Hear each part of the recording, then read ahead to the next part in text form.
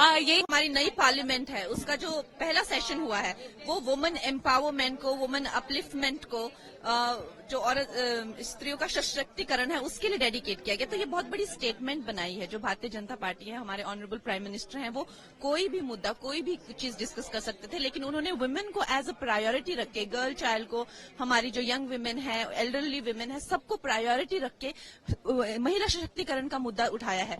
तो I think this is fantastic और ये पूरे देश के लिए एक प्रेसिडेंट बन जाएगा कि महिलाएं जो हैं वो इस देश की और हर हाउस होल्ड की, हर रिलेशनशिप की प्रायोरिटी होनी चाहिए। यस यस,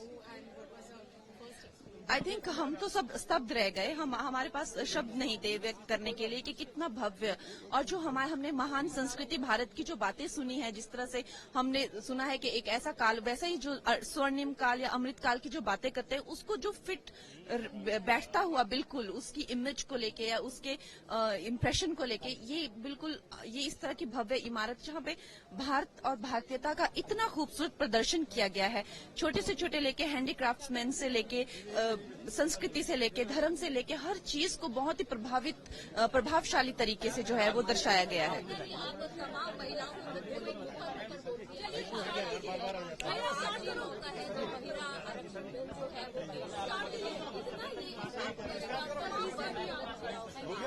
बहुत इम्पैक्ट करेगा। आपने देखा कि महिलाओं की क्या स्थिति है, और मैं ये सिर्फ भारत के लिए नहीं कहूंगी, पूरे देश में, पूरे विश्व में हमारे पास कम से कम एक महिला प्रधानमंत्री तो रही हैं। हमारे असेंबली में इतनी सारी महिला, और बाकी देशों की हालत देखिए। अब अमेरिका में आज तक एक प्रधानमंत्री तक नहीं, प्रेसिडेंट तक नहीं कोई बन पाई है आज तक। 99.9% देशों में महिलाएं इतनी पिछड़ी हुई हैं कि आज तक हम लोग जो ये फेमिनिज्म की बातें करते हैं सब, और अगर हम लोग राजनीति के बारे में सोचते हैं तो राजनीति जैसे जो करियर होता है उसमें कोई कैसे आ सकता है। 15-16 साल की उम्र में अक्सर, जैसे श्री मोदी जी हो गया, अमित शाह जी, कैसे आए वो आगे? क्योंकि उन्होंने party work, as a party worker उन्होंने काम किया, रोड पे काम किया, रोड शोज में काम किया या रैलीज में काम किए। लेकिन क्या हमारे घर की बच्चियां 15-16 साल की उम्र में रोड पे उतर सकती हैं? कल किसी का दुपट्टा खींचकर उसको जान से मार दिया गया।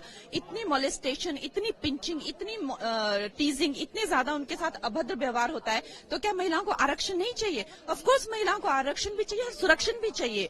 तो ये जो सरकार है वो इतने बारीक तरीके में, हमारे जो ऑनरेबल प्राइम मिनिस्टर हैं, चाहे वो राम मंदिर हो, 370 हो, चाहे और विमेन जो है वो कॉम्बैट रोल्स में कि औरतें जो हैं वो इतनी बहादुर होती हैं, उनको जो है चाहे एयरफोर्स हो चाहे आर्मी हो, उसमें कॉम्बैट रोल्स में जो है वो प्रोत्साहित किया जा रहा है। तो आई थिंक हमारे जो प्रधानमंत्री जी हैं वो हमारे पूरे देश के लिए एक प्रेरणा का स्रोत है कि महिलाओं के प्रति क्या सोच होनी चाहिए, क्या विचारधारा होनी चाहिए। Thank you.